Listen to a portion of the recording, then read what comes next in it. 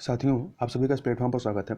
यहाँ पर हम लोग दृष्टि आईएएस जो कोचिंग है उसके द्वारा यूपी पीसीएस 2021 के लिए टेस्ट सीरीज चलाई जा रही है। उस टेस्ट सीरीज का जो टेस्ट नंबर 1 है उसको हम लोग इस वीडियो में व्याख्या के साथ देखेंगे। चूँकि पूरे जो टेस्ट होता है उसमें पूरे के पूरे 150 क्वेश्चन होंगे, तो 150 क्वेश्चन को पूरी व्याख्या के साथ देखने में वीडियो काफ़ी लंबा होगा। इसलिए हम लोग इसको इस वीडियो में 50 क्वेश्चन करेंगे व्याख्या के साथ, फिर आगे के वीडियो में इस तरीके से हम लोग इसको कंप्लीट कर लेंगे। तो यह जो वीडियो है इसमें पूरे 50 प्रश्नों को हम लोग पूरे व्याख्या के साथ देखेंगे। तो इसको प्रारंभ करते हैं। इसमें पहला क्वेश्चन है आपका कि प्रस्तावना निम्नलिखित कथनों पर विचार करना है। तो 2 कथन दिए गए हैं। पहला है प्रस्तावना संविधान का भाग नहीं है परंतु इसे अत्यधिक महत्व प्राप्त है। संविधान की व्याख्या इसके प्रकाश में की जानी चाहिए। दूसरा, 42वें संवैधानिक जो संशोधन अधिनियम 1976 है इसके द्वारा प्रस्तावना में पंथ निरपेक्ष, समाजवादी और स्वतंत्रता पद को जोड़ा गया। तो इसमें से बताना है उपयुक्त कथनों में से कौन सा या कौन से सही हैं।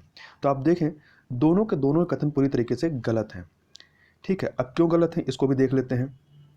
जो पहला वाला है कि प्रस्तावना संविधान का भाग नहीं है, यह गलत है क्योंकि केशवानंद भारतीयवाद 1973 में यह निर्णय दिया गया कि प्रस्तावना भी संविधान का एक भाग है और यह पाया गया कि प्रस्तावना का महत्व अत्यधिक है और संविधान की व्याख्या प्रस्तावना में अभिव्यक्त बृहद एवं महान आदर्शों के आलोक में की जानी चाहिए। तो इस प्रकार से पहला गलत हो गया। अब दूसरा जो है 42वें संविधान संशोधन अधिनियम 1976 के द्वारा इसमें 3 शब्द जोड़े गए। कौन कौन से? समाजवादी, पंथ निरपेक्ष और अखंडता जोड़ा गया है, न कि स्वतंत्रता का पद जोड़ा गया है। ठीक है, तो इस प्रकार से ये दूसरा वाला भी कथन आपका गलत हो जाता है। तो आपका डी ऑप्शन सही हो जाएगा। अगला प्रश्न है, भारत में एक राज्य की विधानसभा में सदस्यों की अधिकतम संख्या कितनी हो सकती है? तो इसका सही उत्तर है 500। अधिकतम 500 हो सकती है और न्यूनतम कितनी हो सकती है? 60 हो सकती है। परंतु इसके कुछ अपवाद हैं, जैसे कि सिक्किम में 32 हैं, गोवा में 40 हैं और मिजोरम में 40 हैं। अगला प्रश्न है, खाद्य और कृषि संगठन FAO इसके संदर्भ में निम्नलिखित कथनों में से कौन सा या कौन से सही है? 2 कथन दिए गए। अक्टूबर 2020 में इसकी 50वीं वर्षगांठ मनाई गई और इसका मुख्यालय जिनेवा स्विट्जरलैंड में। तो देखिए, इसका मुख्यालय जिनेवा स्विट्जरलैंड में बिल्कुल नहीं है, तो दूसरा वाला कथन गलत है। अब प्रश्न उठता है, क्या इसकी 50वीं वर्षगांठ मनाई गई? तो हमें पता होना चाहिए इसकी स्थापना कब हुई। तो इसकी स्थापना जो है 16 अक्टूबर 1945 में हुई। कब हुई? 16 अक्टूबर 1945। मतलब कुल 75 वर्ष हो गए। तो 50वां नहीं बल्कि 75वीं वर्षगांठ मनाई गई है। और इसका हेडक्वार्टर कहाँ है? तो इसका हेडक्वार्टर मुख्यालय जो है रोम, इटली के रोम शहर में है। और चूंकि 16 अक्टूबर 2020 को इसकी 75वीं वर्षगांठ मनाई गई, इस अवसर पर भारत सरकार के द्वारा 75 रुपये मूल्य का एक स्मारक सिक्का भी जारी किया गया। आगे चलते हैं। अगला क्वेश्चन है क्वेश्चन नंबर 4। निम्नलिखित में से कौन अंतर्राष्ट्रीय सौर गठबंधन पुरस्कारों की श्रेणी नहीं है? तो 4 श्रेणी दिए गए। विश्वेश्वरैया सौर पुरस्कार, अब्दुल कलाम सौर पुरस्कार, कल्पना चावला सौर पुरस्कार और दिवाकर सौर पुरस्कार। तो इसमें से जो अब्दुल कलाम सौर पुरस्कार ये नहीं, चूंकि जो अंतर्राष्ट्रीय सौर गठबंधन जो है इसके द्वारा 3 श्रेणियों में पुरस्कार दिए जाते हैं। कल्पना चावला सौर पुरस्कार ये हरियाणा सरकार के द्वारा दिया जाता है, हरियाणा सरकार के द्वारा स्थापित किया गया है। दूसरा है विश्वेश्वरैया सौर पुरस्कार, ये कर्नाटक सरकार के द्वारा स्थापित किया गया है। और तीसरा है दिवाकर सौर पुरस्कार। ठीक है, तो ये 3 पुरस्कार हैं। अब्दुल कलाम सौर पुरस्कार इसके तहत नहीं आता है। ठीक है, तो अंतर्राष्ट्रीय सौर गठबंधन के जिसे शॉर्ट में ISA कहते हैं, इसके द्वारा वर्ष 2019 में अंतर्राष्ट्रीय सौर गठबंधन पुरस्कारों की स्थापना की गई थी। और अंतर्राष्ट्रीय सौर गठबंधन पुरस्कारों की स्थापना अंतर्राष्ट्रीय सौर गठबंधन देशों में सौर प्रौद्योगिकी के क्षेत्र में व्यक्तियों, वैज्ञानिकों, नोडल एजेंसियों और संगठनों के अनुकरणीय कार्य को सम्मानित करने के लिए इसको दिया जाता है। आगे चलते हैं। और यहाँ पे एक और दिवाकर सौर पुरस्कार के बारे में याद रखिए कि भारत सरकार के वाणिज्य, उद्योग और रेल मंत्री जो है पीयूष गोयल, इनको 2019 में सतत ऊर्जा समाधान में उनके कार्य के लिए पेंसिल्वेनिया विश्वविद्यालय के क्लेनमैन सेंटर फॉर एनर्जी पॉलिसी द्वारा चौथे कार्नोट पुरस्कार से सम्मानित किया गया था। उन्होंने यह पुरस्कार जो राशि थी उसको अंतर्राष्ट्रीय सौर गठबंधन को दान कर दी थी, जिससे दिवाकर सौर पुरस्कार की स्थापना की गई। जो दिवाकर सौर पुरस्कार जो है वो उन संगठनों को प्रदान किया जाएगा जो विशेष आवश्यकताओं वाले बच्चों के बीच कार्य करते हैं और सौर ऊर्जा के उपयोग को बढ़ाने में योगदान करते हैं। यह पुरस्कार अर्पण इंस्टीट्यूट हरियाणा का और आरुषि सोसाइटी को दिया गया है। आगे चलते हैं। अगला प्रश्न है, नचिकेता और यम के मध्य प्रसिद्ध संवाद का उल्लेख निम्नलिखित में से किस उपनिषद में है? ये बहुत बार प्रश्न पूछा गया है। तो याद रखिएगा, जो आपका कठोपनिषद है इसमें इसका वर्णन है। कठोपनिषद में जो है मृत्यु के देवता यम और 12 वर्ष की आयु के बालक नचिकेता, जिसने मृत्यु के अर्थ एवं उससे अतिरिक्त की खोज में अपना घर छोड़ दिया था, कि इनके मध्य संवाद का उल्लेख किया गया है। उपनिषदों के बारे में याद रखिए, उपनिषद का मतलब क्या होता है? उपनिषदों को प्राय वेदांत कहा जाता है, जिसका प्राय क्या होता है? वेद के अंतिम अध्यायों या हिस्सों से है। यह वेदों के तत्व मीमांसा और धर्मशास्त्रीय विचारों से संबंधित है। अब बृहदारण्य उपनिषद की बात करें तो जो 108 उपनिषद हैं उसमें से जो 10वां उपनिषद है वो बृहदारण्य उपनिषद के रूप में सूचीबद्ध है। इसमें तत्व मीमांसा, नैतिकता और ज्ञान की अभिलाषा की विवेचना शामिल है। अगला जो छांदोग्य उपनिषद है, यह जो है आपका 108 उपनिषदों में से 9वां उपनिषद है, ठीक है, और यह कहानियों और विषयों का एक प्रेरक संग्रह है। केन उपनिषद या केनोपनिषद यह 108 उपनिषदों की जो है इसमें से दूसरा उपनिषद के रूप में सूचीबद्ध है। यह निराकार एवं साकार ब्रह्मा की विवेचना इसमें की गई है। आगे चलते हैं क्वेश्चन नंबर 6 की तरफ। क्वेश्चन नंबर 6 है कि निम्नलिखित में से किसने कृष्णा नदी की एक सहायक नदी के दक्षिण तट पर एक नए शहर की स्थापना की और इस पर कृष्णा नदी के दक्षिण में समस्त भूमि के स्वामी माने जाने वाले एक देवता के प्रतिनिधि के रूप में शासन करने का निर्णय लिया? तो यह कार्य किया था हरिहर प्रथम के द्वारा किया गया था, हरिहर प्रथम के द्वारा। तो हरिहर प्रथम ने कृष्णा नदी की एक सहायक नदी के दक्षिण तट पर एक शहर बसाया और कृष्णा नदी के दक्षिण के समस्त भूमि के स्वामी के प्रतिनिधि के रूप में इस पर शासन आरंभ किया था। और ये जो थे हरिहर और बुक्का, इन्होंने मिलकर ही विजयनगर साम्राज्य की स्थापना की थी और सबसे पहले इसके जो शासक हुए थे हरिहर प्रथम ही हुए थे। ये जो है भाव संगम जो कि संगम राजवंश के संस्थापक थे, मतलब इनके सबसे बड़े पुत्र थे और इन्होंने कर्नाटक के पश्चिम में किले का निर्माण कराया और जो बुक्का थे वो हरिहर प्रथम के उत्तराधिकारी थे। मतलब सबसे पहले आपके हरिहर शासक बनते हैं, उसके बाद बुक्का प्रथम शासक बनते हैं। आगे चलते हैं। अगला प्रश्न है कि भूमध्य रेखा या जिसे विषुवत रेखा भी कहते हैं, इक्विलेटरल जो लाइन होती है, तो भूमध्य रेखा निम्नलिखित किन देशों के समूह से होकर गुजरती है? तो यहाँ पर आप देखें तो ब्राजील से होकर तो गुजरती है, मालदीव से भी गुजरती है, परंतु भारत से नहीं गुजरती है। तो ये नहीं होगा। भारत, इक्वाडोर, सोमालिया, तो भारत से नहीं गुजरती है, जबकि इक्वाडोर सोमालिया से गुजरती है। सी में देखें इंडोनेशिया से गुजरती है, परंतु सिंगापुर, हांगकांग से नहीं गुजरती है। डी में देखें मालदीव, केन्या, युगांडा, इन तीनों से गुजरती है। तो डी ऑप्शन आपका सही हो जाएगा। कुल मिलाकर जो भूमध्य रेखा है ये कुल 13 देशों से होकर गुजरती है। इसको आप मैप में एक बार देख सकते हैं। इसमें इक्वाडोर है, कोलंबिया है, ब्राजील है, गैबोन है, कांगो लोकतांत्रिक गणराज्य है, युगांडा है, केन्या है, सोमालिया है, Maldives, Indonesia, Kiribati, Sao Tomé और प्रिंसिप है। आगे चलते हैं। निम्नलिखित में से किस समुद्र में कोई ज्वालामुखी विस्फोट नहीं हुआ है? तो इसमें देखें कैरेबियन सागर में हुआ है, अखोष्टक सागर जापान के पास है, यहाँ होता है, लाल सागर में हुआ परंतु बाल्टिक सागर में नहीं हुआ। तो सी ऑप्शन आपका सही हो जाएगा। क्योंकि देखिए ज्वालामुखी की घटनाएं कहाँ होंगी? जहाँ पे प्लेट टेक्टोनिक्स या विवर्तनिक प्लेटों के किनारों संबंधित होंगे जो क्षेत्र, वहाँ उनका अपसरण और अभिसरण होगा। इसकी वजह से ही ज्वालामुखी क्रियाएं होती हैं। तो जो बाल्टिक सागर है, बाल्टिक सागर किसी प्लेट के किनारों संबंधित नहीं है, इसलिए इसमें ज्वालामुखी नहीं होते हैं। बाल्टिक सागर में पाए जाने वाले बेसाल्टिक चट्टानों को हिम नदों द्वारा ले जाया जाता है। यहाँ पर आगे देखते हैं। निम्नलिखित में से नवा क्वेश्चन, निम्नलिखित में से कौन सा देश राष्ट्रीय पहचान डेटाबेस में चेहरे का सत्यापन संलग्न करने वाला दुनिया का पहला देश बन गया है? तो यह काम सिंगापुर के द्वारा किया गया है और ये जो पूरा सिस्टम बनाया गया इसे सिंग पॉस फेस वेरिफिकेशन नाम दिया गया है, ठीक है।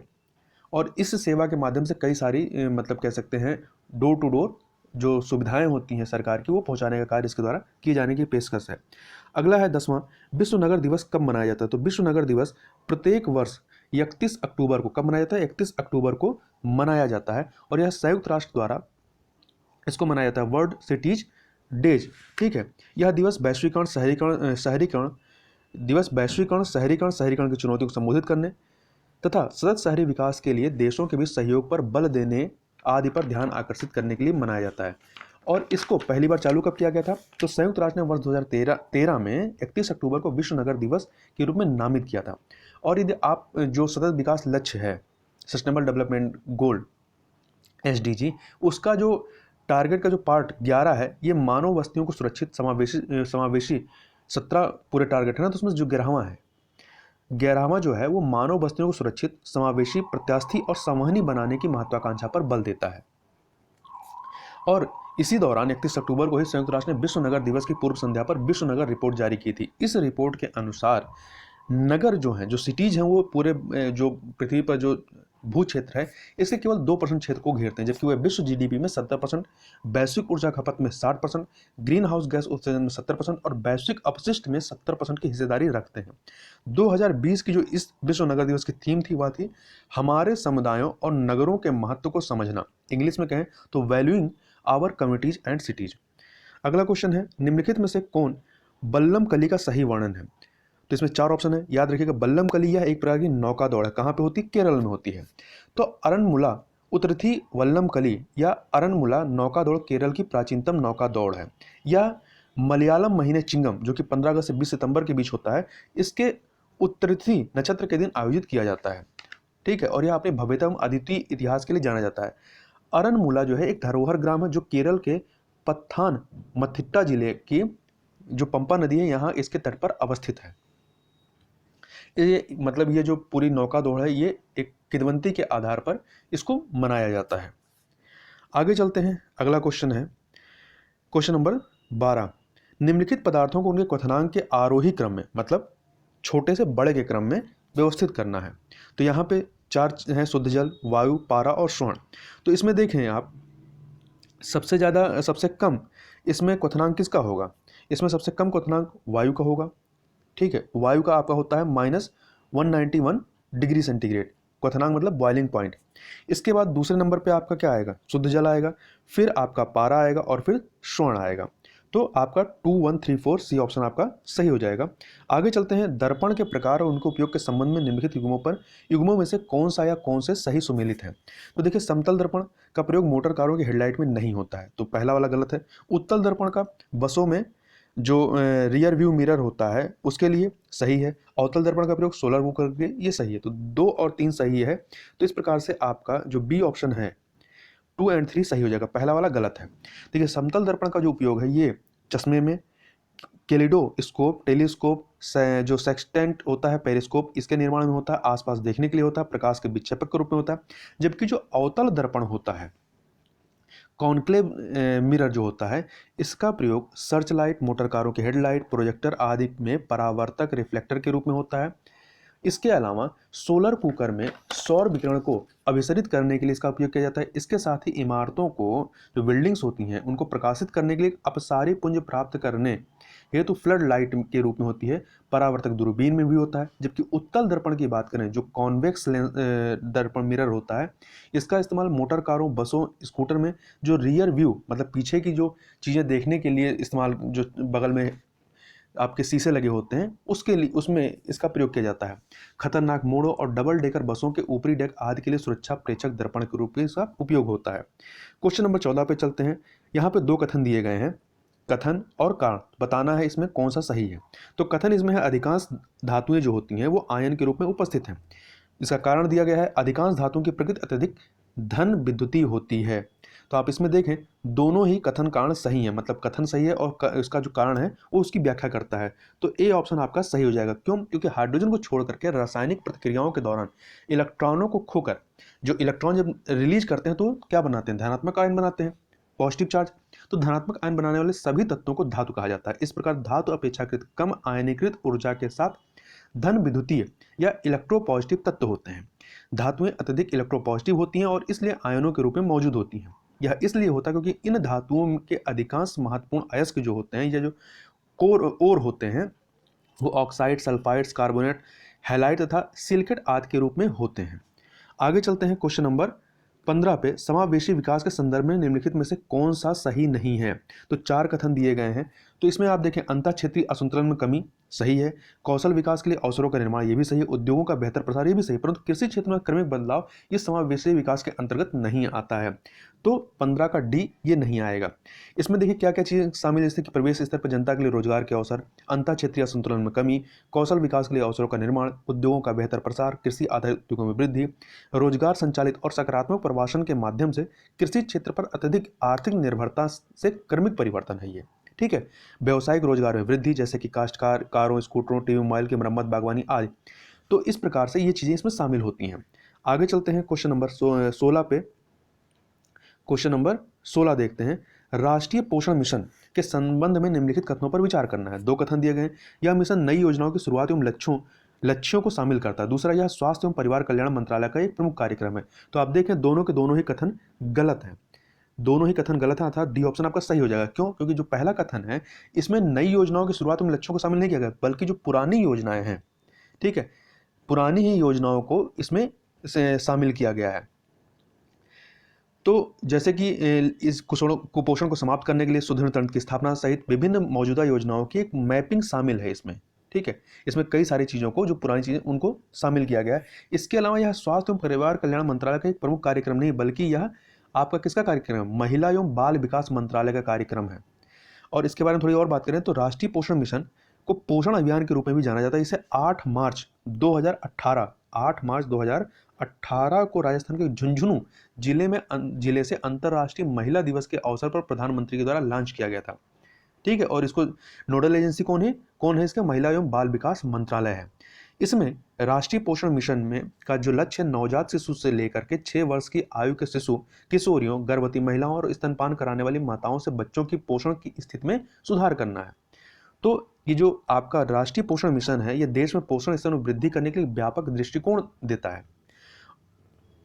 तो ये चीजें इसमें शामिल है। आगे चलते हैं क्वेश्चन नंबर 17 पे। इको जोन के संदर्भ में निम्नलिखित कथनों पर विचार कीजिए।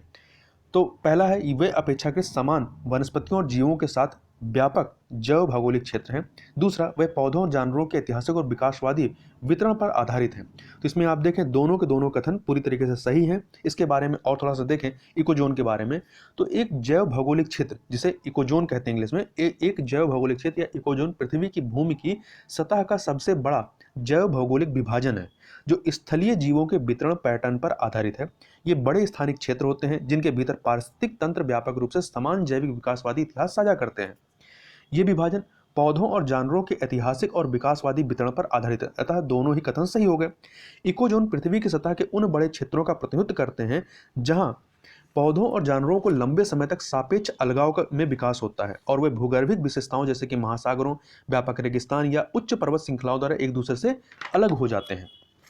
मतलब ये इनकी सीमाओं का निर्धारण करते हैं। जैव भौगोलिक स्थानों को आगे चल करके परितंत्रों, इकोसिस्टम में विभाजित किया जाता है, जो बायोम में विभाजित होते हैं। 8 जैव भौगोलिक क्षेत्र हैं, 8 जैव कह सकते हैं इकोजोन हैं। कौन कौन से? अंटार्कटिक, ओशिनिया, इंडोमलाया, ऑस्ट्रेलेशिया, नियोट्रॉपिक, एफ्रोट्रॉपिक, नियरकिटिक और फ्लेरेटिक है। ये कुल 8 हैं। आगे चलते हैं क्वेश्चन नंबर 18 पे। यहाँ पे निम्नलिखित युग्मों में से कौन सा सही सुमेलित नहीं है ये बताना है। एक तरफ टर्म्स दिए गए हैं और उससे खोजकर्ता की बात की गई। इकोसिस्टम की खोज, मतलब जो शब्द है इसको सबसे पहले इस्तेमाल किया था एजी टांसले ने, सही है। इकोलॉजी अर्नेस्ट हैकेल, सही है। डीप इकोलॉजी ओडम का नहीं है बल्कि अर्ने नेस ने किया था। इसको खोज जो है अर्ने नेस, डीप इकोलॉजी वर्ड का। इकोलॉजिकल निके, जोसेफ ग्रेनेल, ये सही है। तो सी वाला आपका सुमेलित नहीं है। आगे चलते हैं क्वेश्चन नंबर 19। निम्नलिखित कथनों में से कौन सा या कौन से सही है? पहला है, जो चावल की फसलों में संक्रमण का कारण बनता है। दूसरा, जो एक प्रकार की फफूंद है। तो इसमें आप देखें पहला कथन सही परंतु दूसरा कथन गलत है, क्योंकि जो एक प्रकार की बैक्टीरिया होती है, न कि फफूंद। इसके बारे में और देखें तो हाल ही में centre for plant molecular biology के वैज्ञानिकों की एक टीम ने उस तंत्र को उजागर किया है जिसके द्वारा जो नामक एक जीवाणु, जो बैक्टीरिया होता है, चावल के पौधों के साथ अंतःक्रिया करता है और उनमें रोग का कारण बनता है। इसे ये जो संक्रमण है, इसे जैंथमोनास ओराई जीपीबी ओराइजी या आमतौर पर जो संक्रमण के रूप में जाना जाता है। यह चावल की फसलों में संक्रमण का कारण बनता है और विश्व में भर में चावल के उत्पादन को भारी हानि पहुंचाता है। यह चावल में एक गंभीर बैक्टीरियल लीफ ब्लाइट रोग यानी झुलसा रोग का कारण बनता है। इसे बैक्टीरियल ब्लाइट के नाम से भी जाना जाता है, जो एक ग्राम नेगेटिव बैक्टीरिया है। जो जीवाणु चावल के अलावा, जो क्या है, एक बैक्टीरिया है, तो जो जीवाणु चावल के अलावा अन्य पौधों को भी संक्रमित कर सकता है, जैसे कि राइस, कटग्रास, चीनी, स्प्रैंगलेट और सामान्य घासें एवं साग। अब थोड़ा सा centre for plant molecular biology के बारे में बात करें तो यह भारत सरकार के जैव प्रौद्योगिकी विभाग से प्रारंभिक वित्तीय सहायता प्राप्त 7 उत्कृष्टता केंद्रों में से एक है, जिसकी स्थापना देश में की गई है और वर्तमान में यह पादप आणविक जीव विज्ञान के क्षेत्र में देश के प्रमुख केंद्रों में से एक है। आगे चलते हैं। अगला क्वेश्चन है 19। कपिला अभियान निम्नलिखित में से किसने शुरू किया है? तो यह जो अभियान है, यह शिक्षा मंत्रालय के द्वारा इसको प्रारंभ किया गया है।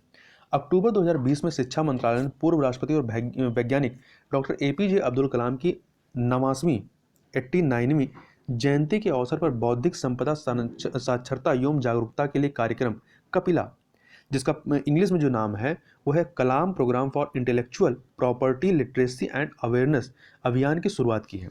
इस अभियान के तहत उच्च शिक्षण संस्थानों में शिक्षा प्राप्त करने वाले छात्रों को उनके आविष्कार को पेटेंट कराने के लिए आवेदन प्रक्रिया की सही प्रणाली के बारे में जानकारी प्रदान की जाएगी। इस अभियान के माध्यम से छात्र अपने आविष्कार को पेटेंट करा के लाभ प्राप्त कर सकेंगे। यह कार्यक्रम कॉलेजों और संस्थानों को अधिक से अधिक छात्रों को पेटेंट प्राप्त करने के लिए प्रोत्साहित करने और अनुसंधान और विकास अर्थात रिसर्च एंड डेवलपमेंट में लगे हुए सभी लोगों को अपने आविष्कारों को संरक्षित और सुरक्षित करने हेतु आवेदन करने की सुविधा प्रदान करेगा।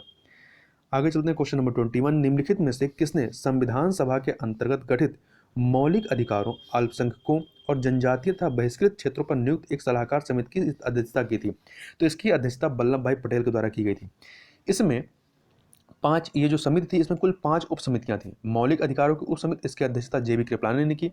मतलब पूरे की जो है अध्यक्षता सरदार वल्लभ भाई पटेल ने की, परंतु इसमें कई सारे उपवर्ग बनाए गए, 5 उप समितियां। उन उप समितियों की अध्यक्षता अलग अलग लोगों को दी गई। तो इसमें मौलिक अधिकार की उप समिति की अध्यक्षता जेबी कृपलानी ने, अल्पसंख्यक की उप समिति एस.सी. मुखर्जी ने, उत्तर पूर्व सीमांत जनजातीय क्षेत्र इसमें असम को छोड़कर तथा आंशिक रूप से छोड़े गए क्षेत्र के लिए उप समिति, इसकी अध्यक्षता गोपीनाथ बोरदोलाई के द्वारा।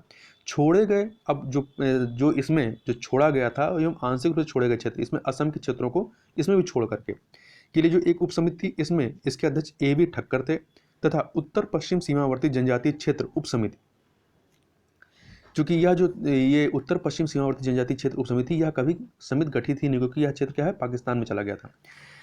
तो इसके अलावा कई सारी अन्य प्रमुख समितियां थीं जिसके अंतर्गत भी उप समितियां थी, जैसे कि संघ शक्ति समिति। देखिएगा, जिसमें संघ होगा उसके मोस्ट प्रॉब्ली चांसेस ये रहेंगे कि उसकी अध्यक्षता जवाहरलाल नेहरू के द्वारा की गई, जैसे कि संघ शक्ति समिति जवाहरलाल नेहरू, संघ संविधान समिति जवाहरलाल नेहरू, जबकि प्रांतीय संविधान समिति की अध्यक्षता सरदार पटेल ने, प्रारूप समिति की अध्यक्षता डॉक्टर बी.आर. अम्बेडकर ने, प्रक्रिया नियम समिति डॉक्टर राजेंद्र प्रसाद, राज्य समिति जो कि रियासतों के साथ बातचीत के लिए समिति गठित की गई थी, इसकी अध्यक्षता जवाहरलाल नेहरू के द्वारा की गई थी, संचालन समिति डॉक्टर राजेंद्र प्रसाद, झंडा समिति इसकी भी अध्यक्षता डॉक्टर राजेंद्र प्रसाद ने ही की थी। आगे चलते हैं, 22वां क्वेश्चन, भारत के नियंत्रक एवं महालेखा परीक्षक कैग के संदर्भ में निम्नलिखित कथनों पर विचार कीजिए। पहला है, कैग को उन्हीं आधारों और रीति से हटाया जा सकता है जिन आधारों पर और रीति से सर्वोच्च न्यायालय के न्यायाधीश को हटाया जाता है। दूसरा, इसका कार्यकाल 5 वर्ष होता है। पहला कथन बिल्कुल सही, परंतु दूसरा कथन गलत है, क्योंकि 5 वर्ष नहीं बल्कि 6 वर्ष या 65 वर्ष की आयु तक होता है। तो इसका केवल ए वाला सही है, तो ए ऑप्शन आपका सही हो जाएगा। आगे देखें 23, व्यापारी रूप से भारत में आने वाले सबसे पहला यूरोपीय समुदाय कौन सा था? तो सबसे पहले पुर्तगाली आते हैं। कौन आते हैं? पुर्तगाली आते हैं सबसे पहले। तो पुर्तगाली व्यापारिक उद्देश्यों के लिए मध्यकाल में भारत आने वाले प्रथम यूरोपीय थे। वे एक लंबी समुद्री यात्रा के बाद अब्दुल मजीद नामक व्यक्ति की सहायता से पहला पुर्तगाली व यूरोपीय यात्री वास्को डिगामा वर्ष 1498 में कालीकट, गुजरात वाला जो तट है, कालीकट तट पर पहुंचता है। व्यापार के लिए भारत में आने वाले यूरोपियों का जो सही क्रम है, सबसे पहले पुर्तगाली आते हैं, फिर डच आते हैं, फिर अंग्रेज और फिर सबसे लास्ट में फ्रांसीसी आते हैं। पुर्तगाली जो है वर्ष 1458 में सबसे पहले भारत आते हैं और सबसे बाद में 1961 में ये भारत से वापस जाते हैं। इस प्रकार से भारत में सबसे लंबे समय तक रहने वाले कौन थे? पुर्तगाली थे। आगे चलते हैं क्वेश्चन नंबर 24 पे, निम्नलिखित युग्मों में से कौन सा सही सुमेलित है? पहला है तत्वबोधिनी सभा केशव चंद्र सेन, ये। इसके अलावा B, servant of India society Gopal Krishna Gokhale, Bharat Brahmo Samaj राजा राम मोहन राय, सत्य शोधक समाज देवेंद्रनाथ टैगोर। तो इसमें आप देखें जो बी ऑप्शन है ये सही है, servant of India society Gopal Krishna Gokhale के द्वारा इसकी स्थापना की गई थी। कब की गई थी? 1905 में की गई थी, ताकि इसकी स्थापना का जो उद्देश्य था कि विभिन्न जातियों एवं धर्मों के भारतीयों को कल्याणकारी कार्यों हेतु एकजुट किया जा सके। गोपाल कृष्ण गोखले को महात्मा गांधी के राजनीतिक गुरु के रूप में भी जाना जाता है। इसके अलावा जो तत्वबोधिनी सभा है, इसकी स्थापना जो है राजा राम मोहन राय के विचारों को बढ़ावा देने के लिए देवेंद्रनाथ टैगोर के द्वारा 1839 में तत्वबोधिनी सभा की स्थापना की गई थी। जबकि जो ब्रह्म समाज की स्थापना राजा राम मोहन राय ने की थी 1828 में, और यह आगे चल करके 1866 में 2 भागों में डिवाइड हो जाता है। एक आदि ब्रह्म समाज, दूसरा भारत ब्रह्म समाज। तो जो आदि ब्रह्म समाज था उसे देवेंद्रनाथ टैगोर वाले भाग को आदि ब्रह्म समाज कहा गया, जबकि जो दूसरा भाग था भारत ब्रह्म समाज उसका उसका नेतृत्व केशव चंद्र सेन के द्वारा किया गया था। सत्यशोधक समाज, सत्यशोधक समाज की स्थापना 1873 में 1873 में ज्योतिबा फूले ने की थी और ज्योतिबा फूले के द्वारा ही गुलामगिरी नामक एक पुस्तक भी लिखी गई थी। आगे है क्वेश्चन नंबर 25, भारत के निम्नलिखित में से किस राज्य सरकार ने ज्यूरिख एयरपोर्ट इंटरनेशनल के प्रतिनिधियों के साथ एक रियायत समझौते पर हस्ताक्षर किया है? तो यह हस्ताक्षर उत्तर प्रदेश सरकार के द्वारा किया गया है। क्यों किया गया है? तो उत्तर प्रदेश सरकार ने जेवर स्थित नोएडा अंतर्राष्ट्रीय हवाई अड्डे की डिजाइनिंग, निर्माण और 40 वर्षों की अवधि तक संचालन के लिए ज्यूरिख एयरपोर्ट इंटरनेशनल, जो कि आपका स्विट्जरलैंड का है, इसके प्रतिनिधियों के साथ एक रियायत समझौते पर हस्ताक्षर किए हैं। इस हवाई अड्डे को सार्वजनिक निजी भागीदारी पीपीपी के आधार पर विकसित किया जाएगा और इसे 2024 में, कब, 2024 में संचालित किए जाने की योजना है। इसमें आगे चलते हैं। क्वेश्चन नंबर 26, निम्नलिखित कथनों में से कौन सा सही है? पहला है पब्लिक अफेयर्स इंडेक्स 2020 को भारत सरकार के संसदीय कार्य मंत्रालय के द्वारा जारी किया गया। दूसरा, सूचकांक के अनुसार, ये जो इंडेक्स है इसके अनुसार तमिलनाडु भारत में सर्वश्रेष्ठ शासित राज्य है, वेस्ट गवर्नड स्टेट है। तो इसमें आप देखें, इसमें दोनों ही कथन पूरी तरीके से गलत हैं। पहला और दूसरा दोनों ही गलत हैं, तो डी ऑप्शन सही हो जाएगा। कैसे गलत है? जो पब्लिक अफेयर्स इंडेक्स 2020 है, इसे एक गैर लाभकारी संगठन पब्लिक अफेयर्स सेंटर के द्वारा जारी किया गया है। इसरो के पूर्व अध्यक्ष कस्तूरी रंगन की अध्यक्षता में एक समिति ने यह रिपोर्ट जारी की थी। इसमें बड़े राज्यों की श्रेणी में केरल को भारत में सर्वश्रेष्ठ शासित राज्य बताया गया, न कि तमिलनाडु। केरल नंबर 1 पे, दूसरे नंबर पे तमिलनाडु, तीसरे पे आंध्र प्रदेश है और चौथे पे कर्नाटक है। और इसी बड़े राज्यों की श्रेणी में उत्तर प्रदेश, उड़ीसा और बिहार को निम्नतम स्थान दिया गया है, जबकि छोटे राज्यों की श्रेणी में गोवा शीर्ष स्थान पर है। दूसरे नंबर पे मेघालय है, तीसरे पे हिमाचल प्रदेश, जबकि छोटे राज्यों की श्रेणी में मणिपुर, दिल्ली और उत्तराखंड को निम्नतम स्थान दिया गया है। और वहीं केंद्र शासित प्रदेशों की श्रेणी में यदि देखें तो चंडीगढ़ शीर्ष पर रहा है और पुडुचेरी दूसरे पर और लक्षद्वीप तीसरे पर रहा है, और जबकि दादरा एवं नगर हवेली, अंडमान एवं निकोबार द्वीप समूह और जम्मू कश्मीर निम्न प्रदर्शन करने वाले केंद्र शासित प्रदेश थे। तो और इसको यह इंडेक्स बनाया क्यों गया है? तो राज्यों को सतत संवहनी विकास के संदर्भ में रैंकिंग प्रदान इसमें की गई है। तो इन्हें रैंकिंग प्रदान करने के लिए इसको बनाया गया। इसमें 3 पिलर हैं, विकास, समता और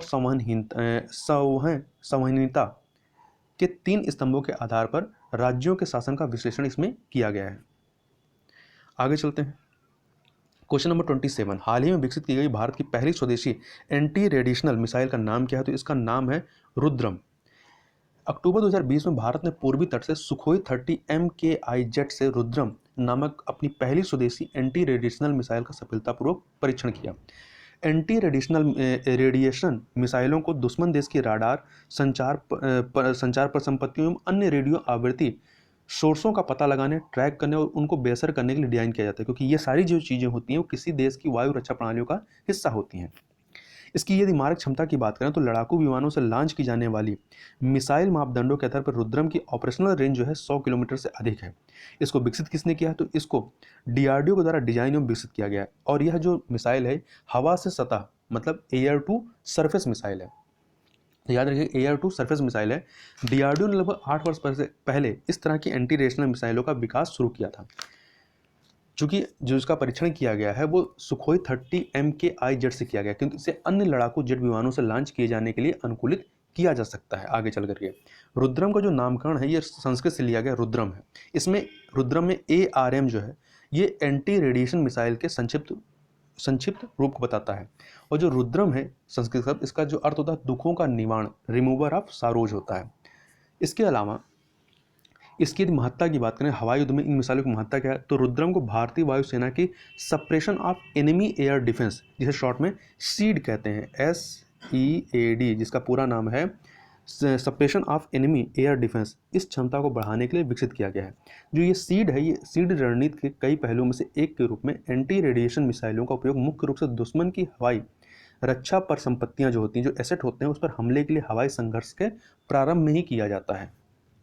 आगे चलते हैं। भारत के सबसे उत्तरी बिंदु इंदिरा कोल के संदर्भ में निम्नलिखित कथनों पर विचार कीजिए। यह महान हिमालय में अवस्थित है। दूसरा, इसका नाम दिवंगत प्रधानमंत्री श्रीमती इंदिरा गांधी के नाम पर रखा गया। तीसरा, इंदिरा कोल के उत्तर में स्थित भूमि ट्रांस काराकोरम भूभाग का हिस्सा है जो चीन के नियंत्रण में है। तो इसमें आप देखें, जो इसमें तीसरा कथन है वही सत्य है, बाकी दोनों पहला दूसरा गलत है। तो सी ऑप्शन आपका सही हो जाएगा। चूँकि इसके बारे में बात करें तो भारत का सबसे उत्तरी बिंदु इंदिरा कोल शिया कांगड़ी से 3 किलोमीटर पश्चिम में स्थित है और इस पर्वत श्रृंखला पर या पर्वत शिखर पर भारत, पाकिस्तान और चीन की सीमाएं मिलती हैं।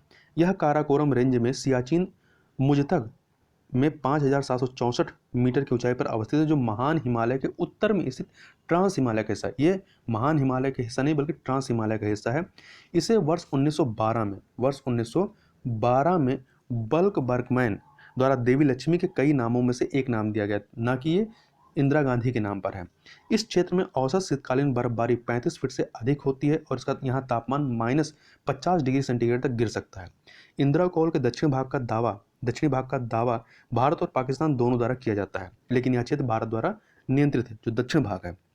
इंदिरा कोल का जो उत्तरी भाग है वो ट्रांस काराकोरम भूखंड का हिस्सा है, जिसे पाकिस्तान के साथ वर्ष 1963 के सीमा समझौता के बाद चीन द्वारा नियंत्रित किया जा रहा है, लेकिन इस पर भारत द्वारा दावा किया जाता है। आगे चलते हैं, क्वेश्चन नंबर 29। यहाँ निम्नलिखित गुणों से कौन सा सही सुमेलित नहीं है बताना है। तो इसमें बांध दिए गए और किस राज्य में है ये है। तो इसमें आप देखें जो डी है कोयल कारो परियोजना, ये बिहार की नहीं है बल्कि झारखंड की है। जबकि जो सिंगूर बांध है ये आपका तेलंगाना राज्य में संगारेड्डी जिले के निकट सिंगरू गांव में स्थित एक सिंचाई, पनबिजली और पेयजल परियोजना है। इसे मंजीरा नदी पर बनाया गया। जबकि जो आपका कनाडा बांध है ये गुजरात में स्थित है। ये गुजरात राज्य के माही सागर जिले में माही नदी पर मृदा से बना पक्का बांध है। और माता टीला बांध ये बेतवा नदी पर बना माता टीला जो बांध है मध्य प्रदेश और उत्तर प्रदेश की संयुक्त परियोजना है। यह बांध उत्तर प्रदेश के ललितपुर जिले में बनाया गया है। जबकि जो कोयल कारो परियोजना है ये झारखंड के रांची और पश्चिमी सिंहभूम जिलों में अवस्थित है, जो कि 710 मेगावाट की जो बिजली परियोजना में 2 बांधों का निर्माण है। पहला जो है ये दक्षिणी कोयल नदी पर है और दूसरा जो है लोजमा के समीप उत्तरी कारो नदी पर बनाया गया है। आगे देखते हैं कोशिका की खोज की गई किसके द्वारा की गई थी। तो कोशिका की खोज जो है ये रॉबर्ट हुक के द्वारा की गई थी। किसके द्वारा? रॉबर्ट हुक के द्वारा 1665 में की गई थी। इन्होंने टिप्पणी की कि इसके बारे में कि यह अजीब तरह से सेलुला या छोटे कमरों के समान दिखता है जिसमें सन्यासी या मॉन्क्स निवास करते हैं। इस प्रकार इसका नाम क्या पड़ गया? सेल पड़ गया। हालांकि रॉबर्ट हुक ने इन्होंने वास्तव में जो देखा था जो सेल, वह पौधे की कोशिकाओं या कार्क जो होते हैं इसकी मृत कोशिका भित्तियां थी, जो माइक्रोस्कोप से सेलुला की भांति दिखाई दी। आगे चलते हैं क्वेश्चन नंबर 31 पे। एक सेकेंड।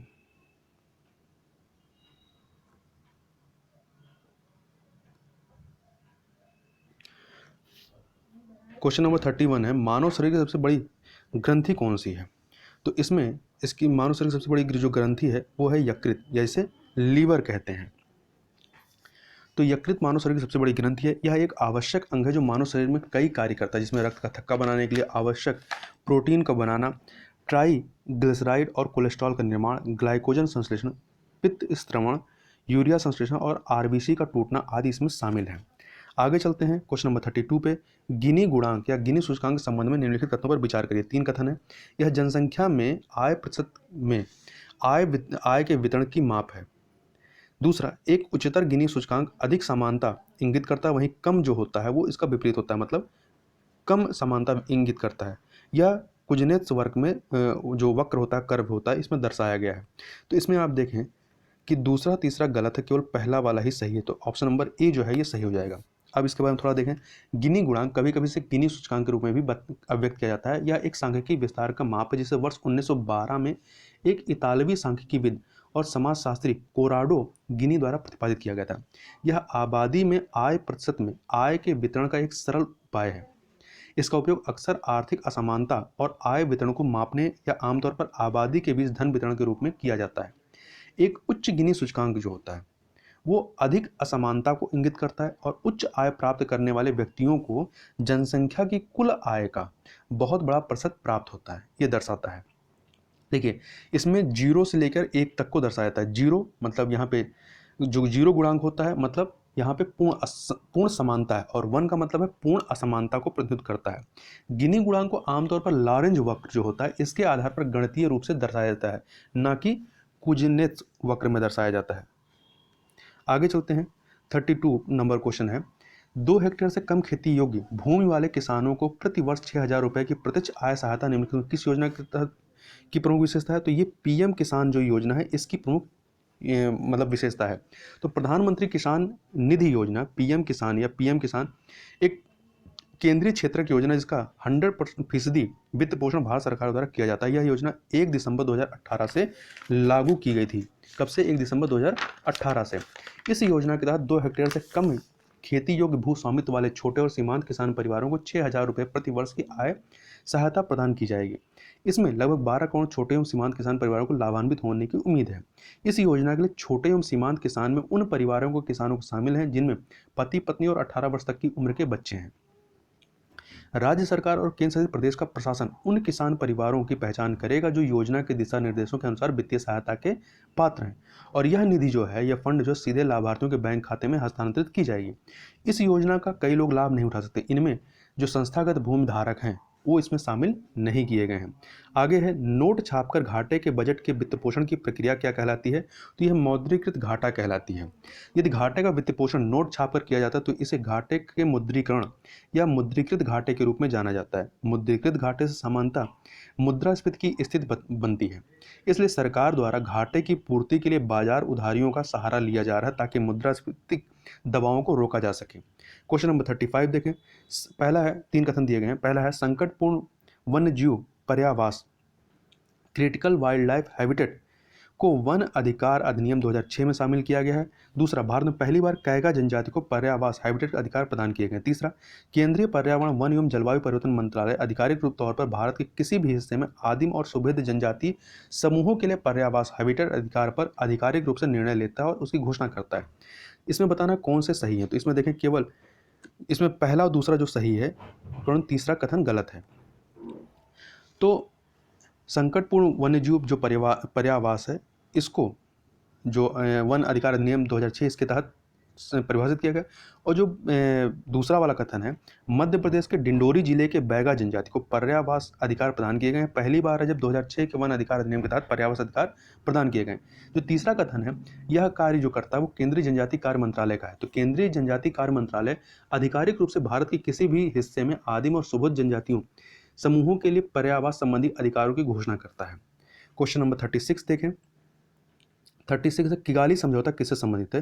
तो किगाली समझौता हाइड्रोफ्लोरोकार्बन HFC से संबंधित है। वर्ष 2016 में वैश्विक समुदाय ने सामूहिक रूप से green house gas hydrofluorocarbon HFC के उत्सर्जन को कम करने के लिए रवांडा के किगाली में एक नया समझौता किया, जिससे वर्ष 2100 तक ग्लोबल वार्मिंग को 0.5 डिग्री सेल्सियस तक सीमित रखने में सहायता मिल सकती है। किगाली जलवायु समझौते से 2045 तक HFC अर्थात हाइड्रोफ्लोरोकार्बन के उपयोग में 85% की कमी आने की उम्मीद है। जो मॉन्ट्रियो प्रोटोकॉल है, जो कि आपका ओजोन संबंधित है, मॉन्ट्रियो प्रोटोकॉल का किगाली संशोधन जो है वो कानूनी रूप से बाध्यकारी है, जो कि 1 जनवरी 2019 से लागू है। मॉन्ट्रियो प्रोटोकॉल जो कि 1989 में लागू हुआ था, 1989 में, का उद्देश्य ओजोन परत की रक्षा के लिए ओजोन क्षयकारी जो पदार्थ हैं उनके उत्पादन एवं खपत को कम करना। अब यदि हाइड्रोफ्लोरोकार्बन की बात करें तो ये हाइड्रोजन कार्बन और फ्लोरीन युक्त कार्बनिक यौगिक हैं। ये समानता क्लोरोफ्लोरोकार्बन CFC जैसे ओजोन क्षयकारी पदार्थों के विकल्प या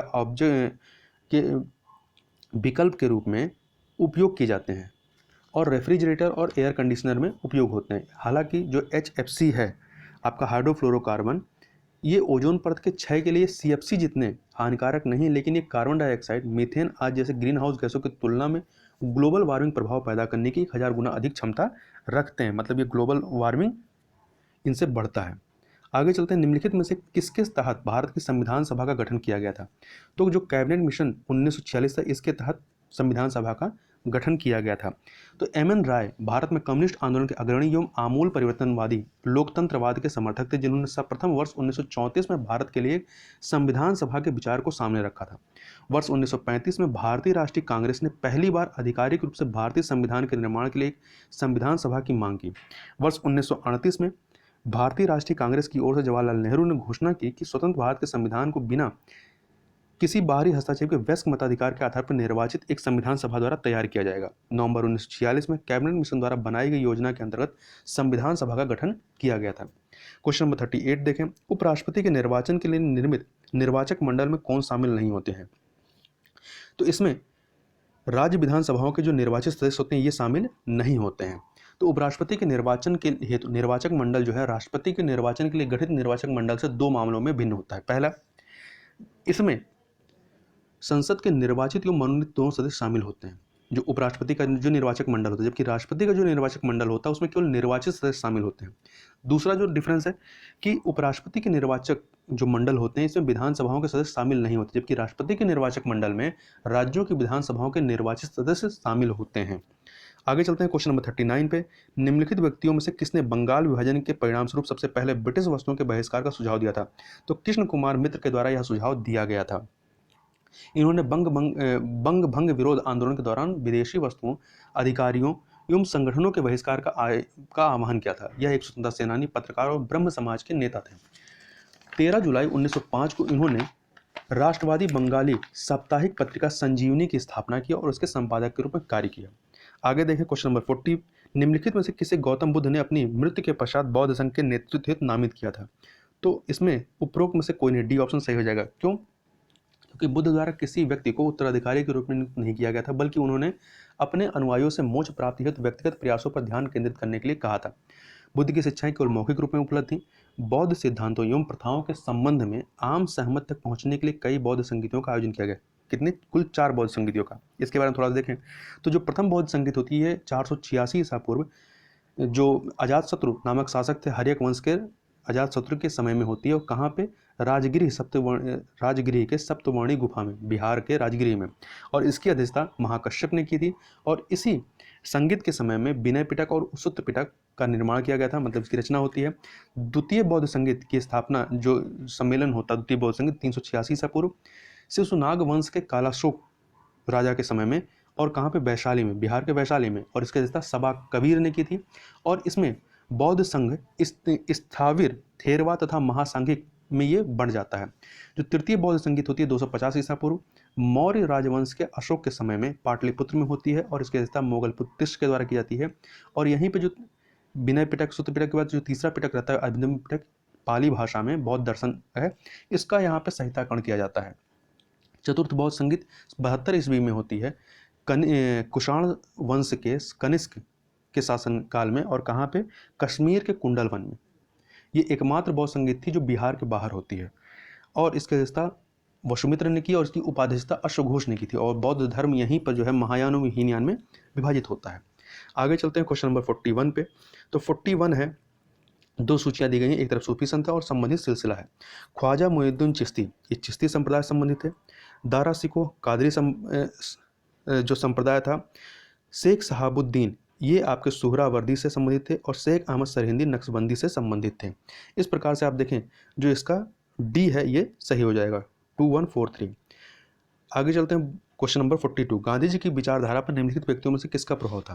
तो टॉलस्टॉय, रस्किन और थोरो, इन तीनों का ही प्रभाव इनके ऊपर था। तो डी ऑप्शन आपका सही हो जाएगा।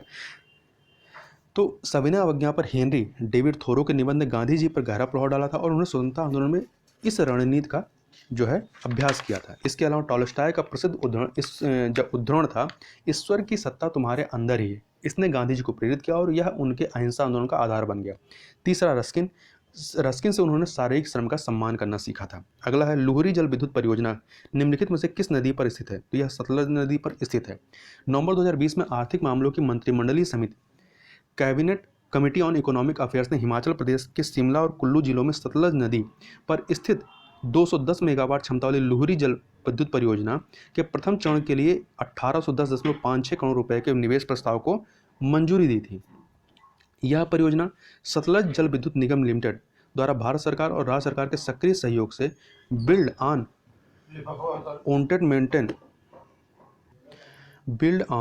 ऑपरेट मेंटेन आधार पर कार्यान्वित की जा रही है और परियोजना 62 महीने की अवधि के भीतर चालू की जाएगी। आगे चलते हैं।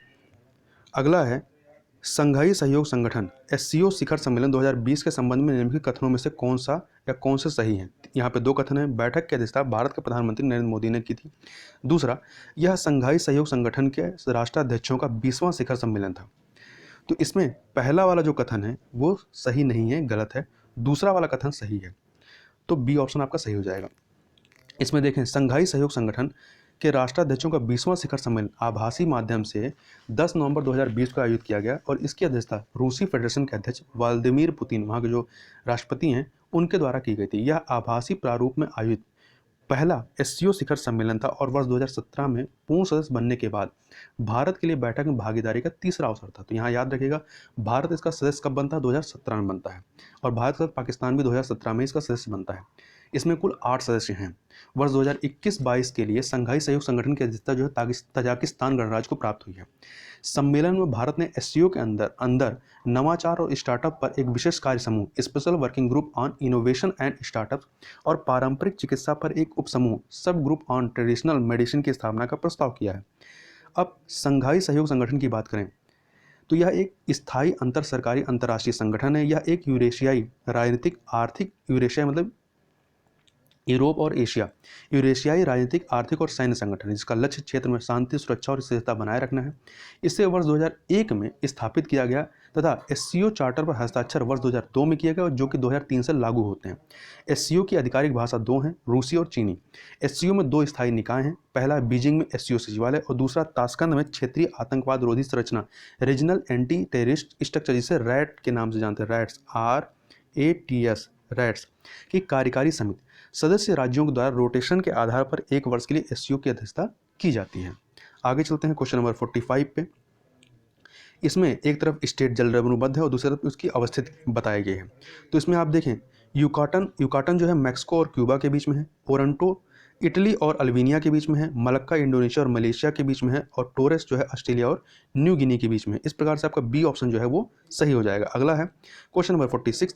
निम्नलिखित देशों में से कौन सा समूह स्वर्णिम अर्धचंद्र गोल्डन क्रिस्टेंट का निर्माण करता है? तो इसमें पाकिस्तान, अफगानिस्तान, ईरान जो है ये मिलकर निर्माण करते हैं। ये जो पूरा क्षेत्र है स्वर्णिम अर्धचंद्र, ये एशिया के सबसे बड़े अवैध अफीम उत्पादक क्षेत्रों में से एक है और स्वर्णिम अर्धचंद्र दक्षिण पश्चिम एशिया में स्थित है। कहाँ पे? दक्षिण पश्चिम एशिया में स्थित है और इसमें पूर्व से पश्चिम की ओर 3 निकटवर्ती देश पाकिस्तान, अफगानिस्तान और ईरान शामिल है। इसमें ईरान सबसे बड़ा देश है, अफगानिस्तान एकमात्र बंदरगाह विहीन देश है और पाकिस्तान इस क्षेत्र में सर्वाधिक भू सीमा साझा करता है। ठीक है, और इसमें देखें तो जो अफगानिस्तान है यहाँ पे अफीम का उत्पादन होता है, परंतु जो ईरान है यहाँ पे अफीम उत्पादक देश नहीं है बल्कि एक पारागमन देश है, मतलब इससे से यहाँ से इसका ट्रांजिशन होता है, ट्रांजिट स्टेट है ये। आगे यहाँ पे 47 में देखें कौन सा सही सुमेलित नहीं है। तो ऊर्जा की इकाई जूल होती है, तापमान की रैंकिन होती है और ज्योति तीव्रता कैंडेला होती है, परंतु दाब की न्यूटन नहीं होती बल्कि दाब की क्या होती है? दाब की आपकी पास्कल है, बार है, एटीएम है, ये होती हैं, जबकि न्यूटन बल की इकाई होती है। ज्योति तीव्रता की कैंडेला में मापा जाता है, तापमान को रैंकिन, सेल्सियस, केल्विन, फ़ारेनहाइट आदि इकाइयों में व्यक्त किया जाता है। क्वेश्चन नंबर 48 को देखें, यहाँ पे 2 कथन दिए गए हैं, कथन और कारण। तो पहला, ठंड के दिनों में पीतल का फ्लास्क लकड़ी की गिलास से ज़्यादा ठंडा लगता है। दूसरा, पीतल की विशिष्ट ऊष्माधारिता लकड़ी की तुलना में अधिक होती है। तो आप इसमें देखें पहला वाला सही है क्योंकि पीतल क्या है? ये ऊष्मा का सुचालक होता है, इसलिए ज़्यादा ठंडा लगेगा।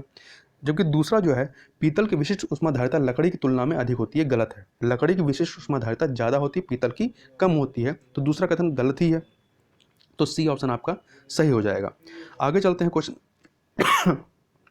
नंबर 49 पे कि प्रधानमंत्री गरीब कल्याण योजना किस वर्ष शुरू की गई थी? तो यह योजना जो है वर्ष 2016 में, कब? 2016 में शुरू की गई थी। इसमें देखें प्रधानमंत्री गरीब कल्याण योजना वर्ष 2016 में प्रधानमंत्री द्वारा कराधान कानून दूसरा संशोधन अधिनियम 2016 के अन्य प्रावधानों के साथ शुरू की गई थी। वित्त मंत्रालय के अंतर्गत कार्यान्वित यह योजना 17 दिसंबर 2016 से लागू हुई। भारत में कोविड-19 महामारी के प्रसार को ध्यान में रखते हुए इस योजना में कुछ नए परिवर्तन लाए गए और कोरोना लॉकडाउन के कारण गरीबों को हुई हानि के शमन के लिए वित्त मंत्री के द्वारा 1.7 लाख करोड़ रुपए के गरीब कल्याण पैकेज की घोषणा की गई थी। इस घोषणा में कुछ चीज़ें जो नवीनतम चीज़ थी वो थी कि कोविड-19 से प्रभावित प्रत्येक स्वास्थ्य कार्यकर्ता को 50 लाख रुपए का बीमा कवर प्रदान करना। प्रधानमंत्री गरीब कल्याण अन्न योजना के अंतर्गत 80 करोड़ गरीब लोगों को अगले 3 माह के लिए 5 किलोग्राम गेहूं और चावल और 1 किलोग्राम पसंदीदा दाल उपलब्ध कराना तथा 20 करोड़ महिला जनधन खाता धारकों को अगले 3 महीने तक 500 रुपये प्रति माह प्रदान किए जाएंगे तथा साथ ही 13.62 करोड़ परिवारों को लाभान्वित करने के लिए मनरेगा मजदूरी में वृद्धि कर इसे 202 रुपये प्रतिदिन किया जाएगा तथा केंद्र सरकार ने राज्य सरकारों को निर्देश दिया कि निर्माण श्रमिकों को राहत देने के लिए वह भवन एवं निर्माण श्रमिक कल्याण कोष का उपयोग करें। आगे चलते हैं 50वां नंबर कि निम्नलिखित में से किस सिद्धांत के अनुसार मूल्य में उतार चढ़ाव के कारण आपूर्ति में उतार चढ़ाव हो सकता है, जिसके परिणाम स्वरूप वृद्धि और गिरावट का एक चक्र बनता है। तो इसमें सही जो है काव्यवेव परिघटना जो होती है, इसकी वजह से काव्यवेव फिनोमेना, अथवा इसे मकड़जाल के सिद्धांत के कहते हैं। इसके अनुसार मूल्य में उतार चढ़ाव के कारण आपूर्ति में उतार चढ़ाव हो सकता है, जिसके कारण वृद्धि और गिरावट का एक चक्र बनता है। किसान तब काव्यवेव परिघटना या फेनोमेनन का शिकार बन जाते हैं जब वो अपनी फसल की बुआई गत वर्ष के बजाय अवस्था अवधि के आधार पर करने का निर्णय लेते हैं। आर्थिक सर्वेक्षण 2019-20 के अनुसार दलहन के मामले में काव्यवेव फेनोमेना या परिघटना की स्थिति देखी गई है। तो यहाँ पर इस प्रकार से 50 क्वेश्चन कंप्लीट होते हैं। नेक्स्ट वीडियो में हम लोग इससे आगे के क्वेश्चन को कंप्लीट करेंगे। तो इस वीडियो में बस इतना ही, मिलते हैं नेक्स्ट वीडियो में, तब तक के लिए बहुत बहुत धन्यवाद।